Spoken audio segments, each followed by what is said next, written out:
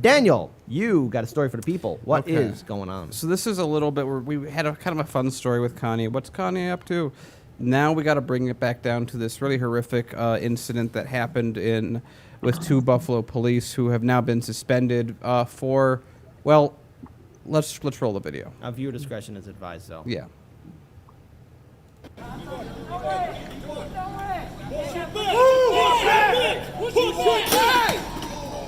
Jesus.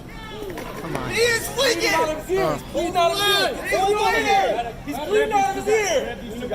Get him medic! What the fuck you walking up on me? I'm gonna grab! Get the fuck away! Y'all don't want this shit! Back up. Get off the steps. Let's go. Get back. Get back. Better get an ambulance for him. We have EMT on scene. Okay, we can cut the video. Yeah. So these are, I've been told that there are a lot of good apples out there. A lot of good cops just everywhere. You just don't see them. I saw about 100 cops not caring that a guy that was 75 was pushed back onto his head, bleeding out the back of his head, not moving. And there's literally a guy that was like, hey, maybe I'll go look at him. And the guy's like, no, don't do that. It's not even worth it.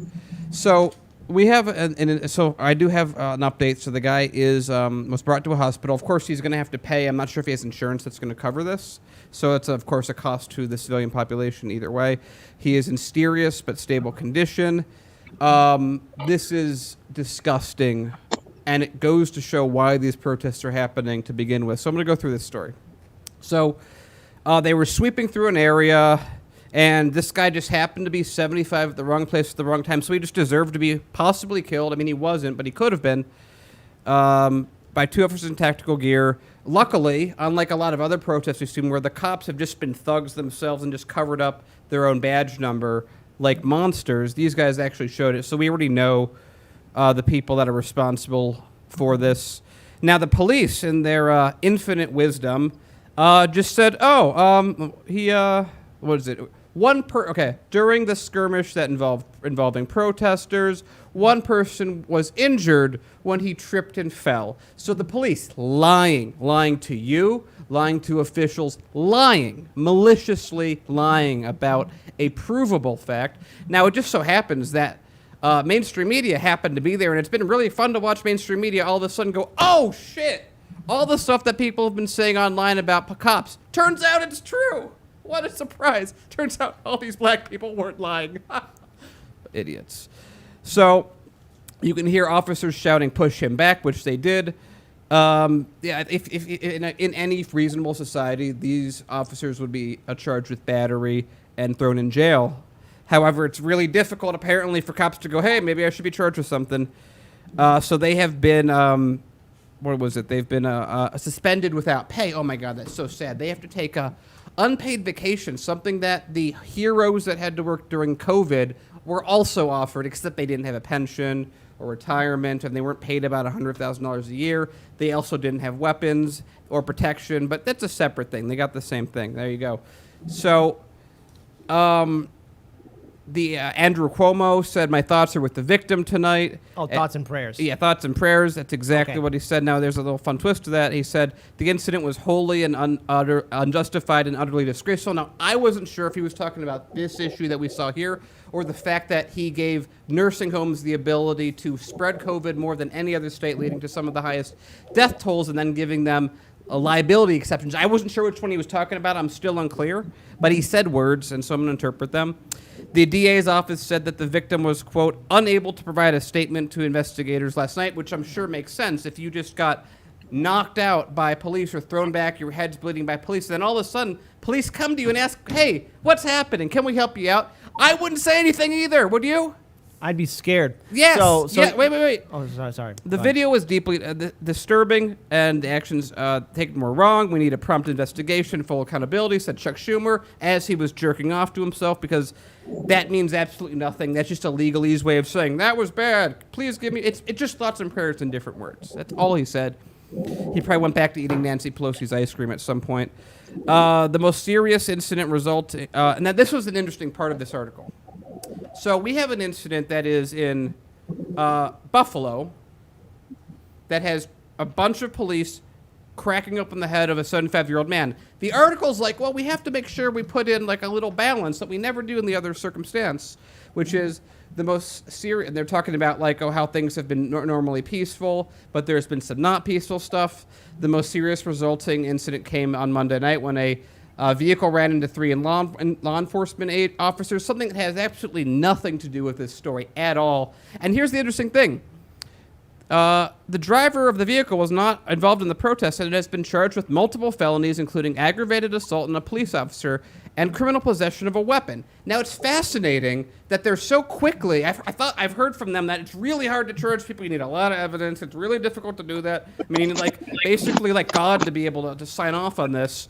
But when this person, I'm sure, will come up with the defense of de Blasio said to do this, because remember, de Blasio came out and said, hey guys, the police were surrounded. They weren't. The police were on the defensive. They weren't. And they had no choice. It was terrible. It was terrible. They shouldn't have done it, but they had no choice but to run over innocent people. Yet when a citizen does it in the exact same circumstances and with a lot more, I would say, right to do so for that exact type of wording, all of a sudden de Blasio's like, you can't do that. That's unacceptable. So I'm interested to see if that guy does get put in jail. I'd love to see the jury go, fuck you, cops. Well, this is what you reap, what you sow. And I want to add on top of all this, 57 police resigned. Now, when I first heard this, I was like, oh, cool. They're realizing this is stupid and we shouldn't be doing these things. And I'm not going to be a part of the system. No, they resigned because their response, and I'm paraphrasing, but I'm pretty sure I have it right, is, well, if we can't beat up unarmed protesters on our own and we can't get away with it, what's the point of being a cop? I'm sure that's exactly what they were thinking as they turned in their badges. I'm sure they still collected their pensions and their retirement. Yeah. So because we're kind of running close on the clock, I'm just going to keep this short and simple. 75-year-old man, you know, old, body frail. No offense to any of our older viewing audience, but I mean, you know, you're a cop, you're in your prime, you might be 20 or 30 plus years old, give or take. You already won the fight. What is this old person going to do? Was all that force necessary? And for all we know, that could be some permanent damage that senior citizen is going to be dealing with for a long time in a country where we don't have health care. I truly am concerned about this individual, but think about this right now. There are countless tens of thousands of other individuals that we have seen firsthand that have been abused by police brutality. Jose, what's the final word?